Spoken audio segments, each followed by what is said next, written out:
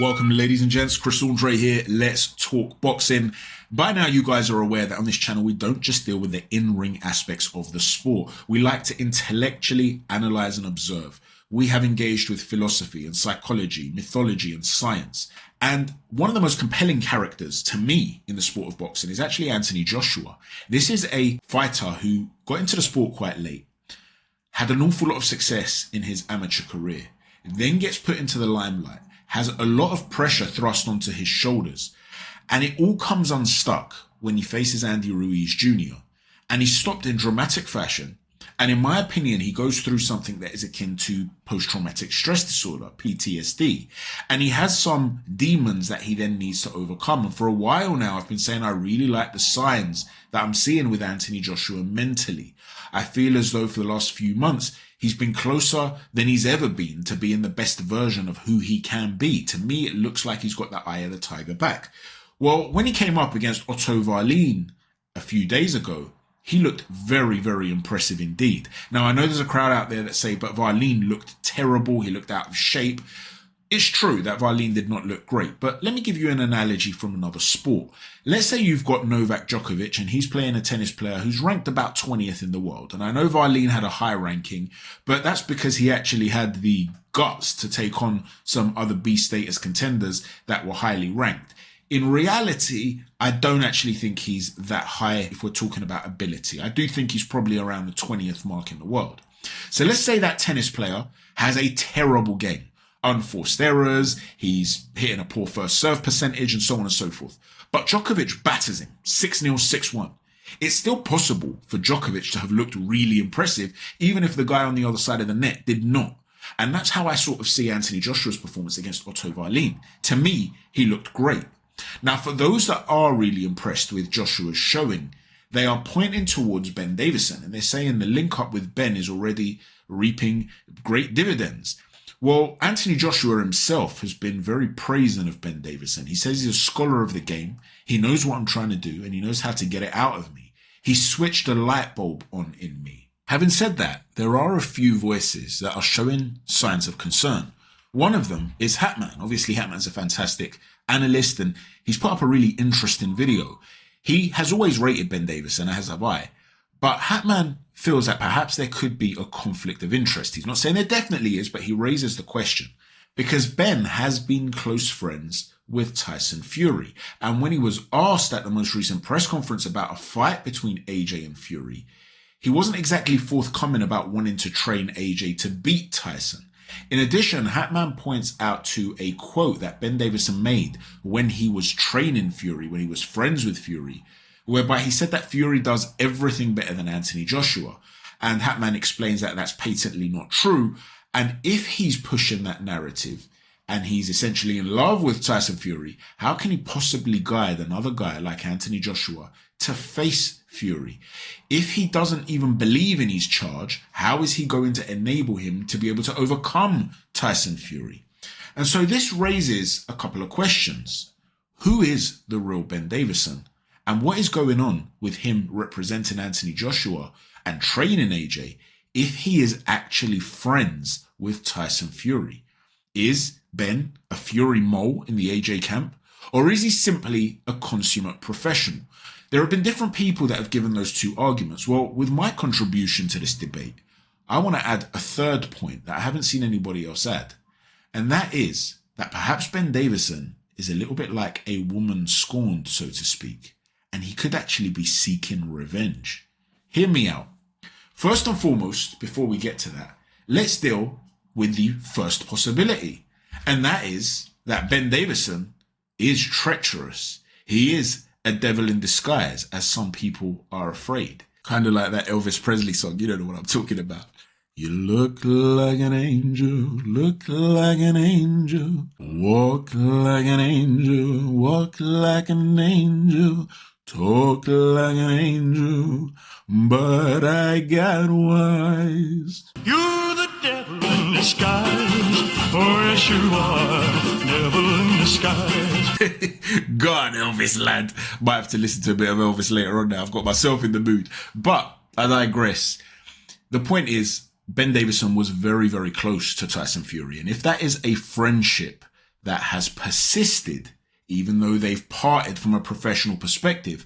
There are many people that will say friendship is a lot stronger than business. Is it possible that we could see one of those Karate Kid type of betrayals? Was it Karate Kid 2?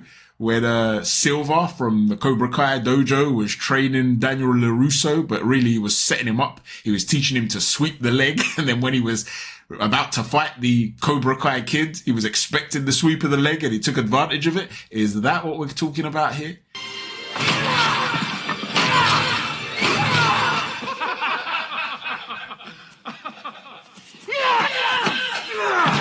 Is it possible that somebody like Ben Davidson could be that treacherous? There is no doubt that what Ben did for Tyson was wonderful, and what Tyson did for Ben too. I put out a tweet back in February 2020 after Tyson Fury had decimated Deontay Wilder in their second fight, and I said, shout out to Sugar Hill and also to Ben Davidson too. Let's not forget how Tyson has gotten to this point.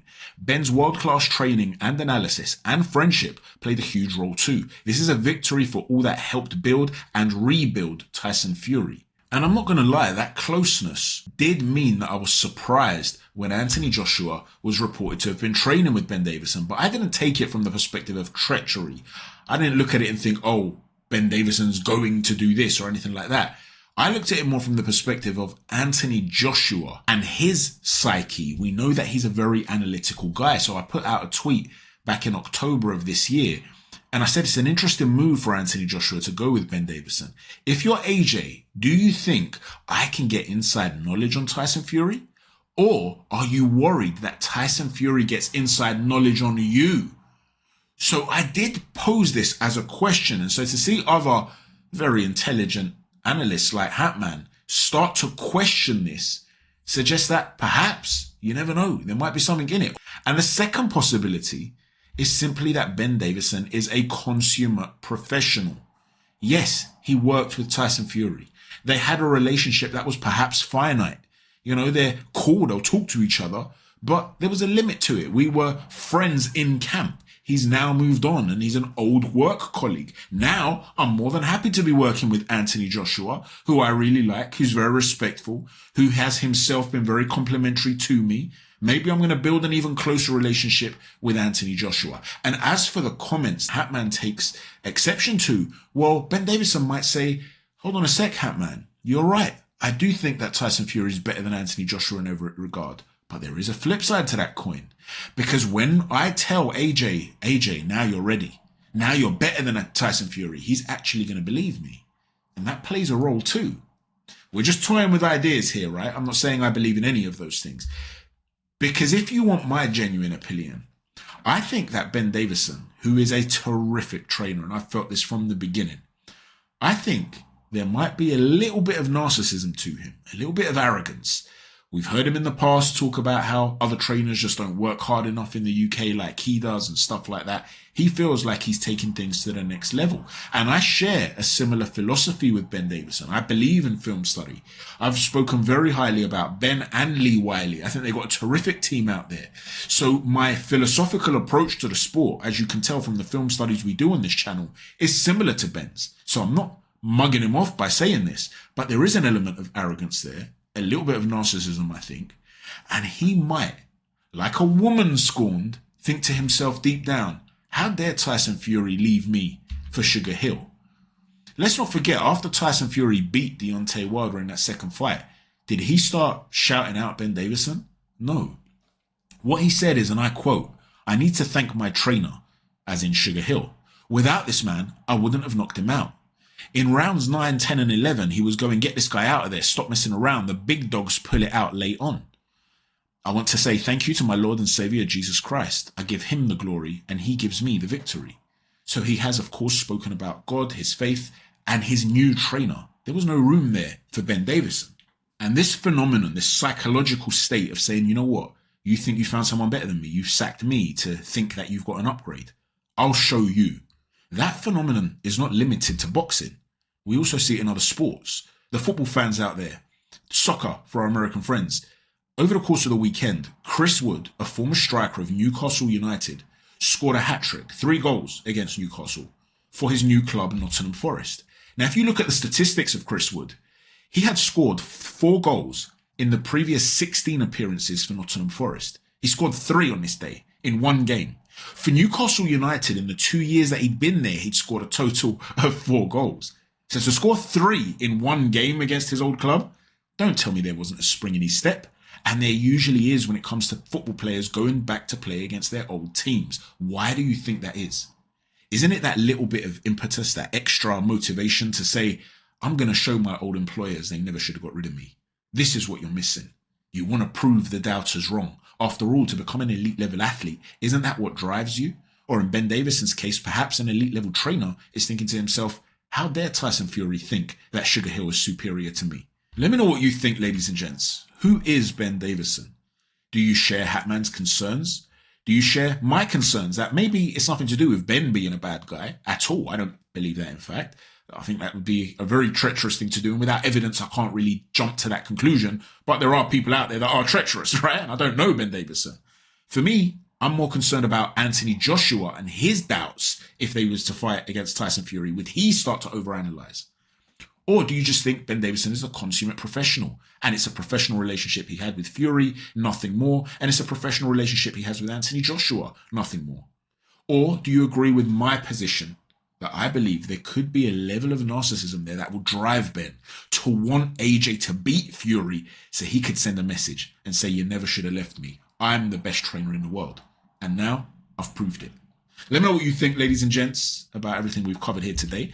Don't forget to hit a stiff jab on the like button, a right cross on the subscribe button, and an uppercut on the notifications button. Thanks for watching. Chat to you soon. Take care. God bless.